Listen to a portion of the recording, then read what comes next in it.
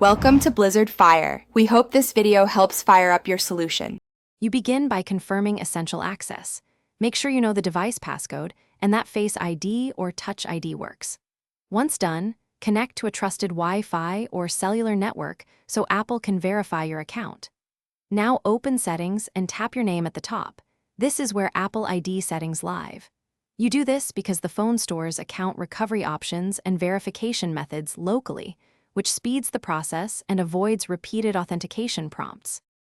You now navigate to password and security in your Apple ID settings. This is the control center for passwords and recovery. If you remember your device passcode, select Change Password and follow the prompts. This resets Icloud password directly on the phone. If you lack verification methods, choose Start Account Recovery. Make sure to provide a reachable phone number or recovery key when asked, because Apple uses those to confirm identity over time and to send instructions for regaining access. Finish by completing all on-screen prompts and then sign back into iCloud when the new password is accepted. Make sure to enable two-factor authentication and update recovery contacts so future issues are simpler. If something goes wrong, like no trusted device or no recovery info, try using another device signed into your Apple ID or repeat account recovery.